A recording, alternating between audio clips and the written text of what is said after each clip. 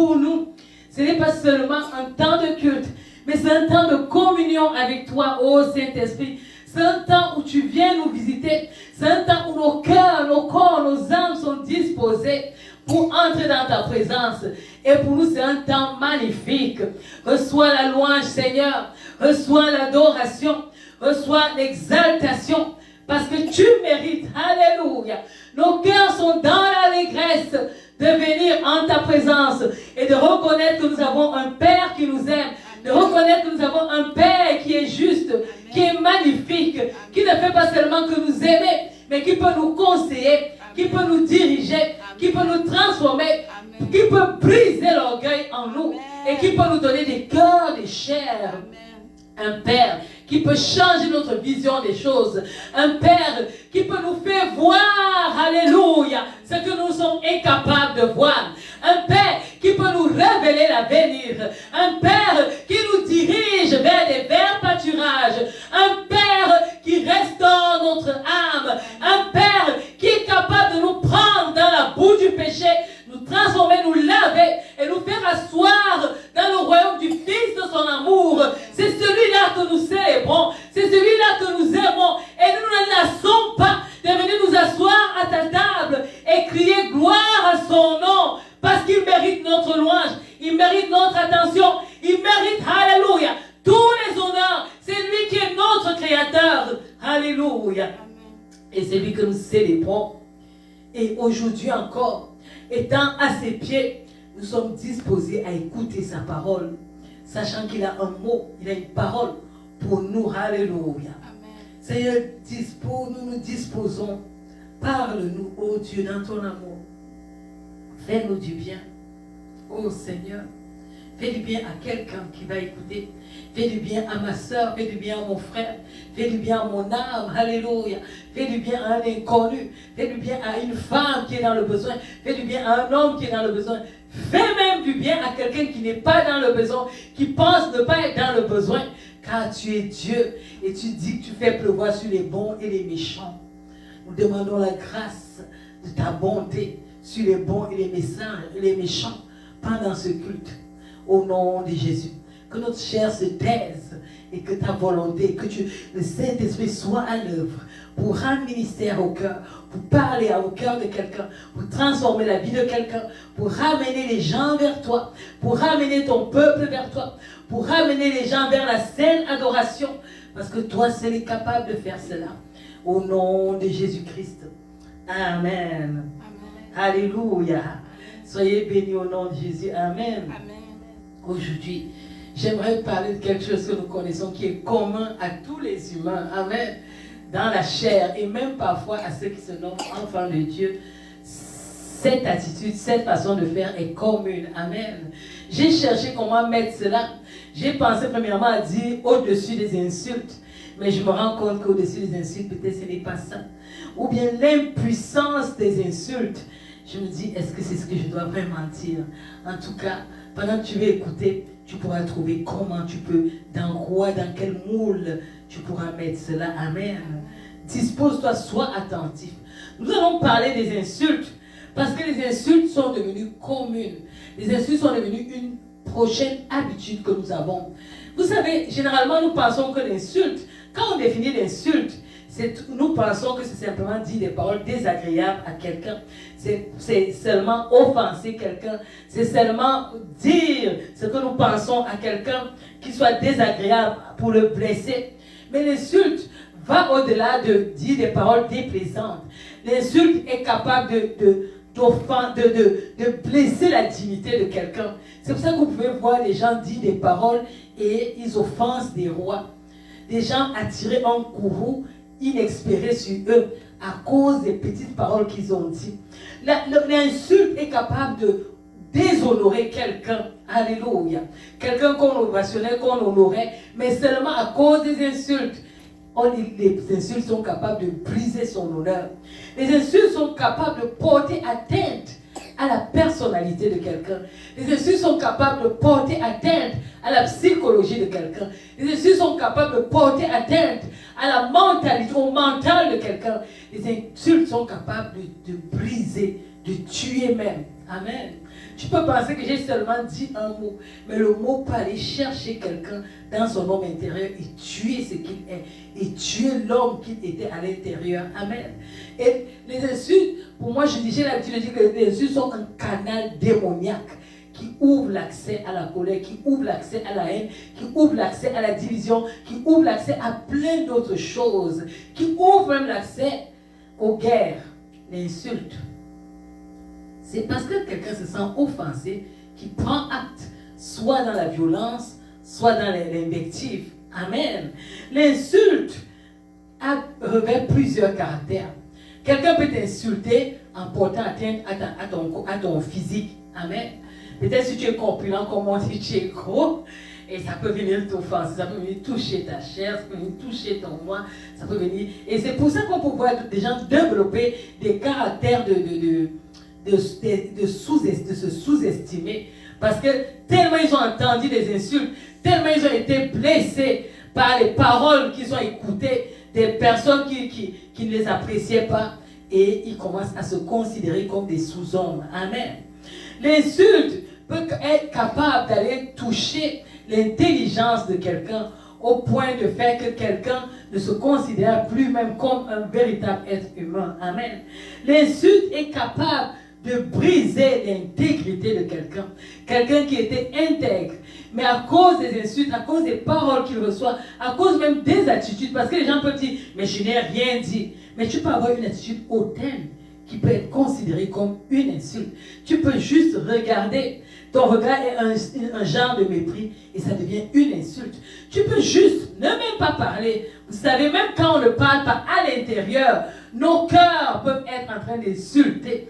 Parce qu'on ne parle pas seulement avec la voix. On parle aussi à l'intérieur. L'homme intérieur parle. L'homme intérieur agit. Et ton homme intérieur peut être en train de mépriser, en train d'insulter quelqu'un qui est au-devant de toi, ou bien qui est en train de poser des actes, ou bien je ne sais pas, peu importe où tu te trouves.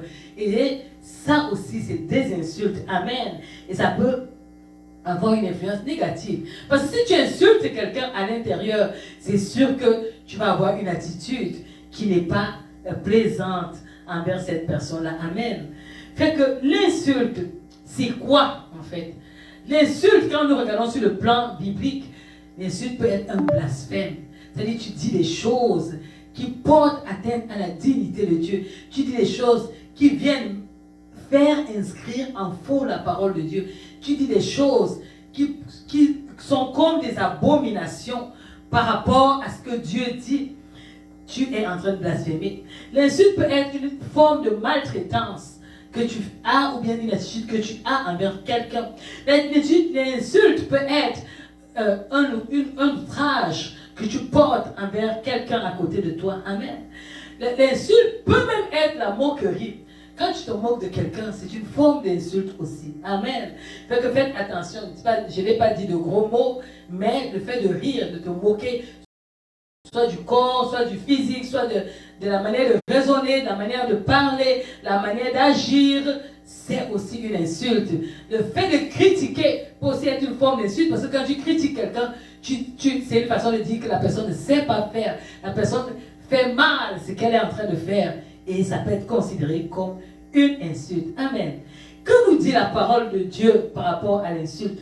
Quand nous regardons l'attitude de Jésus, dans 1 Pierre 2, verset 23, la parole dit que il était injurié, mais ne rendait point d'injure, maltraité, ne faisant point de menace, mais s'en remettait à celui qui juge justement. Amen. Nous allons voir un cas où quelqu'un ou bien une nation va être insultée et comment Dieu va se comporter par rapport à cette nation-là. Alléluia. Lorsque nous ouvrons notre Bible, dans le livre de 2 Rois, au chapitre 19, Amen. Ouvrez vos Bibles avec moi. 2 Rois, chapitre 19. Allons au verset 16. Je ne voudrais pas qu'on fasse une longue lecture. Il dit ici, Éternel, incline ton oreille et écoute. Éternel, ouvre tes yeux et regarde. Entends les paroles de Sanchérib, qui a envoyé Rachaké pour insulter ô Dieu vivant. Il est vrai, ô Éternel, que les rois d'Assyrie ont détruit les nations et ravagé leur pays. et qu'ils ont jeté leur Dieu dans le feu. Mais ce n'est point des dieux, c'était des ouvrages de main d'homme, du bois et de la pierre, et ils les ont anéantis. Maintenant, Éternel, notre Dieu, délivre-nous de la main de Sanchérib, et que tous les royaumes de la terre sachent que toi seul es Dieu, ô Éternel. Alléluia. Vous voyez ici, quelqu'un a été insulté. Il a été insulté par Sanchérib. Et pendant qu'il a reçu cette insulte, il n'a pas réagi. Il s'est tourné vers l'Éternel. L'Éternel qui est le juste juge. L'Éternel qui peut prononcer un jugement par rapport à son ennemi. L'Éternel qui sait prendre position pour l'homme intègre. L'Éternel qui sait prendre position pour les justes. Alléluia. Et pendant qu'il va se tourner vers l'Éternel, allons en avant encore. Je ne voudrais pas qu'on lise longtemps. Je vous donne, si vous avez envie de connaître l'histoire, vous pouvez lire tout le chapitre. Allons au verset 35. Cette nuit-là, l'ange de l'Éternel sortit et frappa dans le camp des Assyriens 185 000 hommes. Et quand on se leva le matin, voici, c'étaient tous des corps morts. Alors Sanchérib, roi d'Assyrie, leva son camp, partit et s'en retourna. Il resta à Ninive. Vous vous rendez compte? Sanchérib est venu insulter. Juste l'insulte de Sanchérib. Juste l'insulte du roi Sanchérib. 180 000 hommes morts. 180 000 hommes morts. Une insulte. Mais bien aimé, c'est vous montrer combien Dieu prend comme important les paroles qui sortent de nos bouches. Ici, cet homme, quand il insultait, il ne savait pas que les paroles de sa bouche pouvaient coûter la vie à des milliers de personnes. Toi, quand tu insultes, tu ne sais pas la portée de tes paroles. Déjà, pour la personne que tu insultes, pour l'insulter, comment il se sent, comment il est meurtri, comment il est abattu. S'il n'est pas fort, regarde ce que tu es en train de faire. L'insulte, je l'ai dit, j'ai pris la peine de vous donner les types d'insultes pour vous dire que l'insulte n'est pas seulement vocale, c'est-à-dire dire des gros mots. L'insulte peut être une attitude, l'insulte peut être un regard, l'insulte peut être une attitude, l'insulte peut être un comportement, l'insulte peut être l'indifférence, même c'est l'insulte aussi. Alors si Dieu prend soin de mettre 180 000 morts à cause de l'insulte d'un roi, à plus forte raison, tes insultes, Dieu, comment Dieu va réagir par rapport à ça? J'aimerais que tu viennes à Golgotha. Ça, c'est Dieu dans l'Ancien Testament.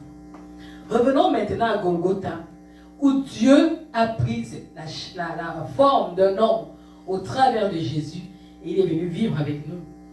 Où les hommes comme toi et moi l'ont insulté, où les hommes comme toi et moi ont décidé même de le tuer parce qu'il prêchait la bonne nouvelle, il prêchait le royaume de Dieu, il faisait des miracles.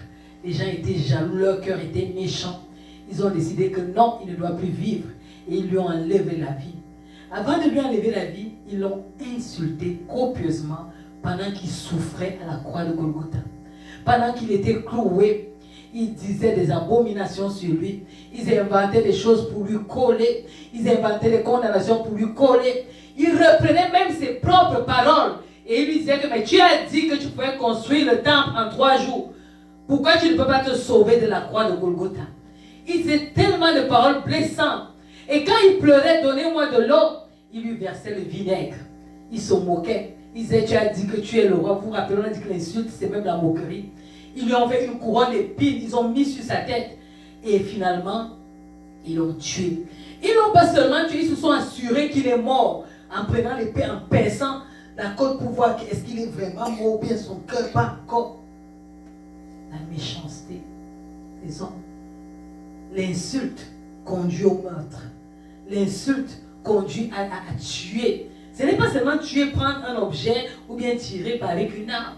Tu peux aussi tuer quelqu'un en lui disant des paroles méchantes, en lui disant des paroles blessantes, en lui disant des paroles abominables, des paroles qui ne le concernent pas, des paroles de calomnie, des paroles blessantes, juste pour prendre le plaisir de le voir souffrir.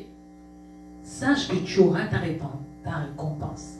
Dieu a frappé 180 000 pour l'insulte d'une personne.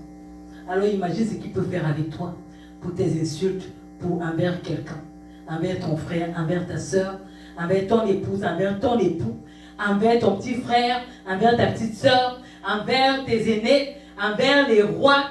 Parfois vous vous demandez pourquoi nos vies n'avancent pas. Pourquoi nos vies, je fais tous les efforts, je fais des études, je me bats, je fais tout pour obéir à Dieu. Mais tu as une attitude d'insulte, tu as une attitude orgueilleuse, tu te sens tout plein, tu te sens tout pouvoir, tu penses que la vie que tu as t'appartient, tu insultes comme tu veux, tu dis tout ce que tu te passes par la tête. En fait, l'abondance de ton cœur sort par tes paroles, sort par ton attitude, sort par ton comportement. Et tu penses que, je peux le faire, rien ne va me faire. Et tu as une attitude de mépris. Dieu te redemandera les paroles, il te redemandera les attitudes, il te redemandera les comportements, il te redemandera tout ce que tu as planifié, tout ce que tu as fait. Il dit que toutes les paroles que nous prononcerons, il va nous redemander. Imagine-toi, s'il va te redemander toutes les paroles qui sortent de ta bouche, alors imagine les paroles qui sont remplies dans ton cœur. Combien Dieu te redemandera. Si ton cœur est rempli d'insultes, rempli de mépris, rempli d'invectives, rempli de méchanceté, Dieu viendra te redemander. Mais aujourd'hui, je n'aimerais pas seulement parler de l'attitude des insulteurs. Parce que l'insulteur, lui, il aura sa récompense avec Dieu. Amen.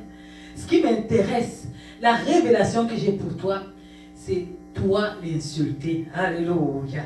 C'est là que si tu ne m'écoutais pas, commence à m'écouter. Amen. L'insulte, c'est un mot. La croix de Golgotha nous a montré que l'insulte, c'est un mot. L'insulte transporte un esprit. Et on se rend compte que c'est un esprit méchant, un esprit maléfique. Parce que celui qui insulte la créature divine insulte le Créateur. Tu ne peux pas dire que j'ai insulté un homme. Tu as insulté le Dieu de l'homme là. Alléluia. Et si c'est un enfant de Dieu, tu insultes le Dieu de cet enfant de Dieu. Alléluia. Fait que moi, je veux que toi, tu m'écoutes. Toi qui es une femme, toi qui es un homme, toi qui es un enfant, toi, peu importe ta couche sociale, peu importe où tu te trouves, peu importe le fait que tu sois malmené, mais tu reçois des insultes. J'ai une bonne nouvelle pour toi. L'insulteur est malade. Parce que si l'insulteur avait la révélation de Dieu, vous voyez ici, il est venu pleurer devant son Dieu. Amen. Il est venu crier devant son Dieu. Il connaissait celui-là qui peut le venger. Sanchérib était roi et Dieu avait décidé de l'utiliser pour pouvoir punir son peuple. Et Sanchérib s'en donnait en cœur joie. Il ne s'arrêtait même plus de les punir, mais il commençait à les tuer, à les mépriser, à venir insulter leur Dieu. Et bien aimé, si quelqu'un t'insulte, insulte ton Dieu, te méprise ton Dieu, méprise ce que tu fais, attention. Vous savez, il y a quelqu'un qui avait méprisé un roi. Une femme, c'était sa femme. Elle a regardé avec mépris parce qu'il dansait pour Dieu. Il dansait seulement pour Dieu. Amen. Je ne sais pas comment il dansait ce Dieu. Je ne connais pas les rythmes de là-bas, mais c'est celui qui dansait. Amen. Il louait Dieu. Il devait louer tellement fort parce que si la danse peut t'amener à rire, ça veut dire que la personne devait faire des gestes bizarres. Moi, comme je ne connais pas les rythmes de là-bas, je vous aurais montré comment il dansait. Mais il dansait pour son Dieu. Amen. Et Dieu était content. C'est pour ça que quand tu vois quelqu'un faire quelque chose pour Dieu, garde-toi de porter un jugement. Parce qu'il ne le fait pas pour toi. Il le fait pour Dieu. Peu importe la manière dont il le fait. Laisse Dieu, qui est le Dieu de toutes choses, prendre soin de juger, de voir, de jauger si c'est bon ou mauvais. Garde-toi. Parce qu'on cherche dans le monde des personnes qui obéissent à Dieu, on ne voit pas. Ceux qui obéissent, même s'ils sont dans la faiblesse, ce sont des êtres humains. Laisse-les faire, laisse Dieu. Si tu vois que c'est mal, prie pour la personne. Amen. Fait que le roi David dansait, alléluia. Je ne connais pas comment il faisait, mais c'est celui qui dansait. Amen. Et pendant que le roi David était en train de danser, sa femme est sortie. Comme elle estimait qu'elle est la fille d'un roi, elle estimait que dans mon rang, je ne sais même pas quel nom donner, celui-là, il vient, il dit non seulement mon père est mort, il a pris la royauté. Mon frère qui devait hériter est mort, il a pris la royauté. Mais regardez comment il danse avec la petite population. Dieu a vu son attitude. Dieu a vu son regard. C'est pour ça que je vous dis que ce n'est pas seulement une question de parole. Dieu a vu l'attitude de la femme de David. Et Dieu a rendu cette femme stérile à cause de la moquerie envers son époux. Stérile. Donc tu ne connaîtras pas la joie d'être maman. Ça, c'est seulement par rapport à David. Mais actuellement, nous avons des hommes, des femmes de Dieu. Nous avons, tu vas pas peut-être même des hommes, des femmes de Dieu. Tu as même ton enfant. Tu as même à la maison ton mari. Tu as même à la maison ton frère. Tu as même à la maison ta soeur. Et tu méprises. Et tu calomnies. Et tu insultes. Matin au soir. Ton cœur est rempli de haine. Ton cœur est rempli. C'est-à-dire, si on appuie ton cœur, c'est seulement le venin qui sort. Mon frère, n'espère pas prospérer. N'espère pas avoir la joie. Tu attires toi-même le châtiment qui va détruire ta vie. Tu attires toi-même le châtiment qui va t'amener à la perdition. Tu attires toi-même, tu es en train de créer le boulevard qui t'amène en enfer. C'est Dieu qui va t'occuper, qui va s'occuper de ça. Moi, je veux parler à quelqu'un qui lui reçoit nuit et jour les paroles décentes. Il y a une même, j'aime le témoignage de cette maman-là. Alléluia. Son mari l'insultait, il était content, il disait qu'il était fort, il donnait les coups quand il veut, il parlait comme il veut, il bottait quand il veut. Ah non, un jour, Dieu a dit aujourd'hui, c'est aujourd'hui. Il voulait encore faire, comme il fait souvent. Le Seigneur est venu intervenir. Le Seigneur est venu arrêter sa main. Il a été rossé par les anges. Il sentait, il criait, aïe, oui, aïe, on le tape, mais il ne voyait pas la personne qui le tape. Alléluia. Il y a des moments où quand Dieu décide de faire un scénario retour sur toi, il vaut mieux faire les problèmes avec un être humain. Parce que quand c'est avec Dieu, personne ne peut venir te défendre. Il va seulement faire ce qu'il a décidé de faire. Amen. Et toi qui es dans cette position-là, sache que l'insulte ne sert à rien. Sache que la personne qui t'insulte est malade. Sache que l'insulte n'enlève pas ton vêtement. L'insulte ne coupe pas ta main. L'insulte ne doit même pas. Tu dois mettre une protection divine. Te rappeler qu'à la croix de Golgotha, Jésus a été insulté. Et quand on te donne l'insulte, tu la cloues seulement à la croix. Dès qu'on dit une parole méchante, croix de Golgotha. Dès qu'on dit que tu es ceci, croix de Golgotha, ne prends pas, n'accepte pas. Parce que quand quelqu'un relâche la parole, elle part. Amen. Maintenant, quand elle part, et que toi tu as fermé la porte, essaie pas de tourner, elle retourne sur la personne. Alléluia. Toi, tu prends seulement la parole, tu dis croix de Golgotha. Croix de Golgotha. Alléluia. C'est là que mon Jésus a payé pour moi. C'est là que mon Jésus a accepté de mourir pour moi. Alléluia. Même si tu m'insultes, Jésus a porté ça à la croix de Golgotha. Même si je suis imparfaite, Jésus a porté à la croix de Golgotha. Même si je suis ronde, Jésus a porté à la croix de Golgotha. Même si je suis mince, Jésus a porté à la croix de Golgotha. Même si tu es malade, Jésus a porté à la croix de Golgotha. Peu importe, même si c'est l'orgueil, Jésus a porté à la croix de Golgotha. Même si je ne sais pas m'habiller, Jésus a porté à la croix de Golgotha. Même si je ne sais pas, j'ai des imperfections corporelles, Jésus a porté à la croix de Golgotha. Les portes et les paroles d'un homme n'ont pas de pouvoir sur toi. Les paroles d'un homme ne peuvent pas te créer. Les paroles d'un homme ne peuvent pas te donner de l'air pour respirer. Les paroles d'un homme ne peuvent pas ouvrir le chemin devant toi. Alléluia. Il n'y a que l'Éternel, Dieu des armées, capable de faire cela. On peut te noircir. On peut dire que tu es la plus mauvaise des femmes. On peut dire que tu es le plus mauvais des hommes. On peut dire que tu es vieille, tu es expirée, tu es sorcière, tu es peu importe l'insulte qu'un homme, un être humain peut donner. Oh, alléluia. Sur la croix de Golgotha, Jésus a porté cela et il nous a transformés. Alléluia. Il dit que c'est lui qui transforme de gloire en gloire. Il nous prend dans la bouche du péché et il nous fait asseoir à la table des grands. Alléluia. Peu importe ce que les hommes disent, peu importe ce que les hommes peuvent penser, tout le monde entier peut penser du mal de toi. Ce qui est important, c'est ce que Dieu pense de toi. Quelle est la pensée de Dieu pour toi? Est-ce que dans ce qu'on dit, tu te retrouves fautif? Si tu te retrouves fautif, va devant l'Éternel, change. Dis Seigneur, c'est toi qui es capable de changer un homme. Change-moi. Je me sens faible à ce niveau. Je me sens abandonné. Je me sens incapable. Je sens que, à ce qui me concerne, ça ne va pas. Et le Dieu d'amour, le Dieu de compassion, le Dieu de miséricorde va agir dans ta vie. Assurément, il va transformer tes conditions. Alléluia. Mais pas qu'un homme viennent t'avilir à cause de sa faiblesse, à cause de son manque de discernement, à cause du fait qu'il ne connaît pas l'Éternel. Alléluia. Ne laisse plus jamais, alors au grand jamais, que la parole d'un être humain créé par Dieu ait une puissance sur toi.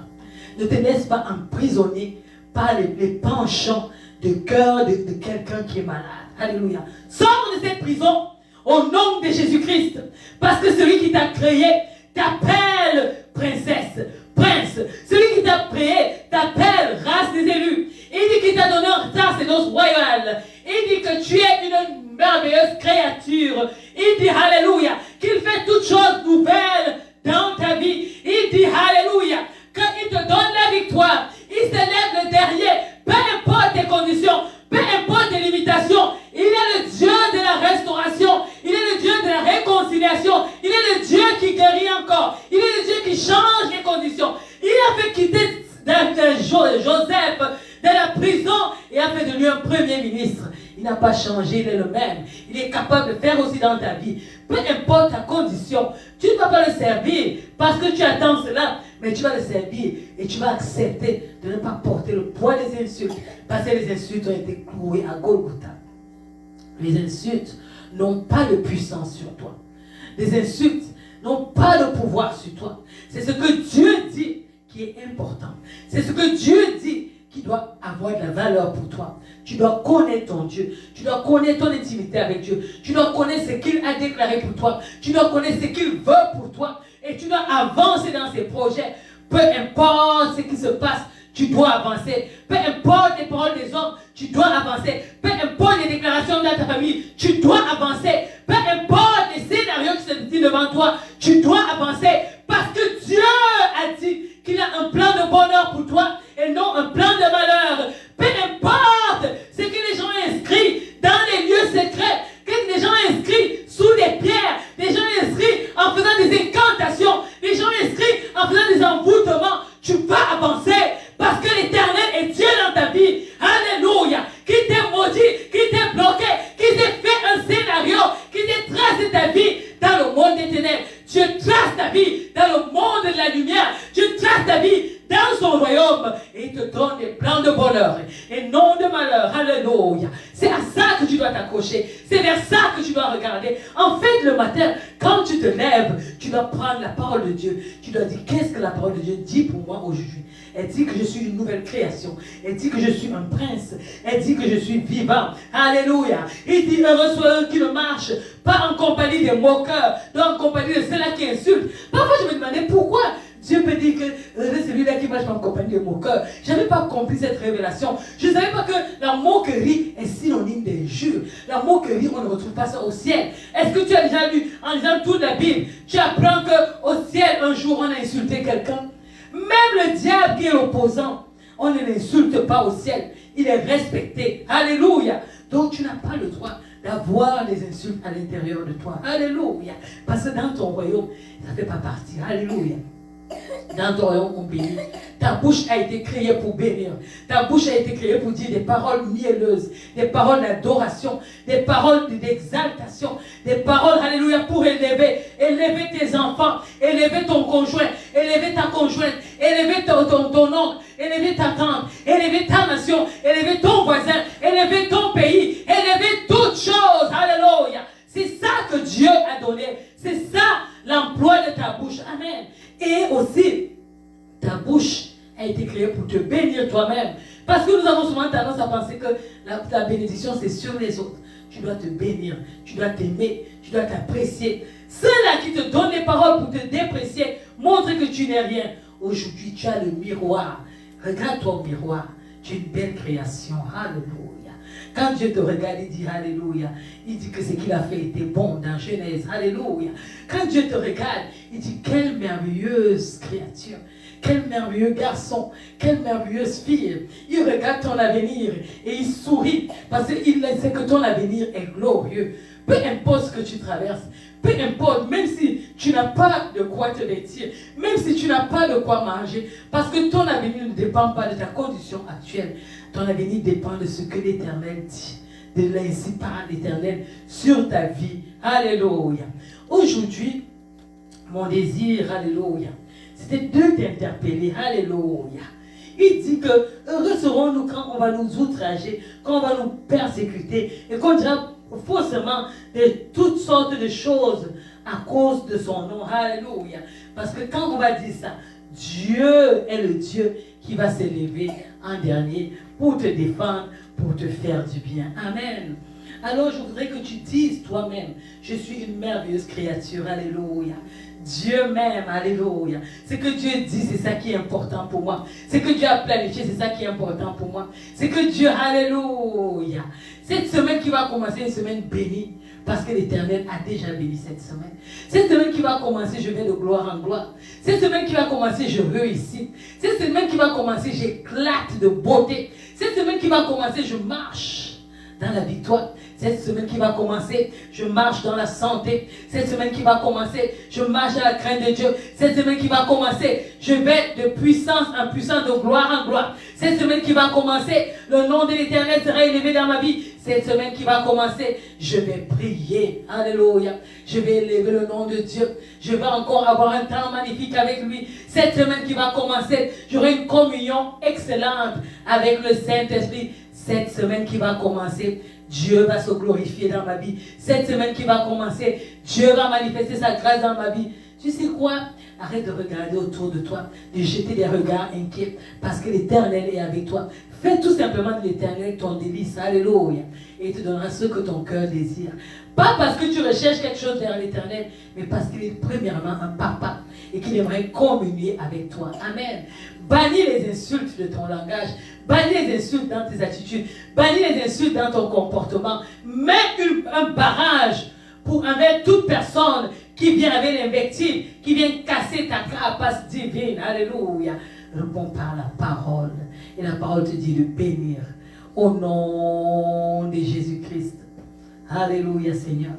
Merci parce que tu nous rends légers en cette journée. Tu ôtes où il y avait encore des blessures à l'intérieur de nous. Ces choses qui venaient être comme des blocages, ces choses qui venaient être comme des rancœurs, qui venaient être comme des gangrènes dans nos cœurs et qui nous empêchaient d'exceller en toi, de voir et d'apprécier ton amour. Nous te bénissons parce qu'en ta présence, tu nous guéris, tu guéris nos cœurs. Là où aujourd'hui il y avait le manque d'estime, tu nous donnes de nous estimer parce que c'est toi la plus grande valeur que nous puissions avoir. C'est toi dans nos vies qui met du sel. C'est toi dans nos vies qui met de la puissance. C'est toi dans nos vies qui nous donne la joie. Amen. Nous te célébrons, Seigneur, parce que tu nous délivres de toute forme d'insulte. Tu nous délivres même des blessures que les insultes, les comportements, les attitudes, les paroles et même les indifférences des gens ont causé en nous. Alléluia.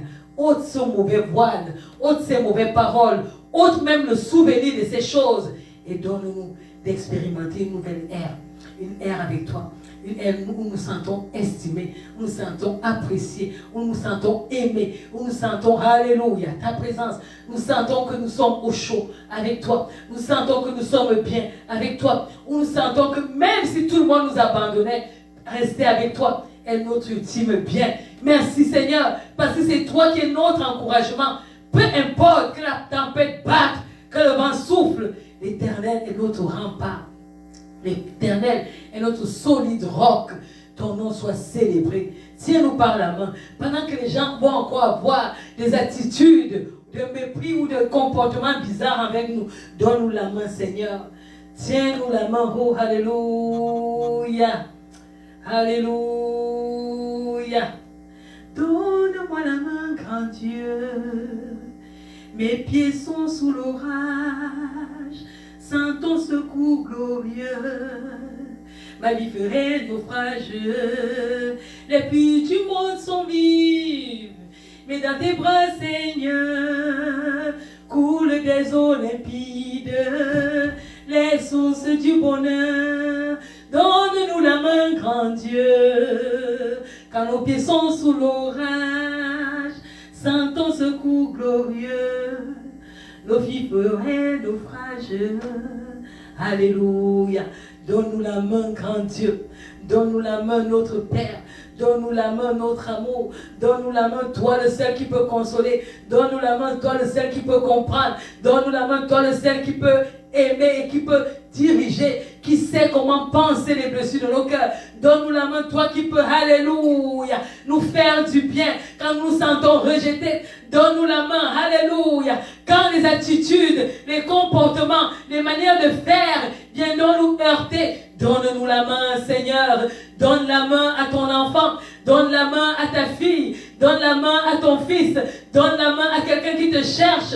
Oh Seigneur, qui ne jette pas des regards inquiets, qui ne jette pas des regards interrogateurs, parce que tu es là. Alléluia. Merci Seigneur, parce que tu m'as fait. À ton nom la gloire. Sens-toi aimé Seigneur. Sens-toi célébré. Au nom de Jésus-Christ. Amen. Amen.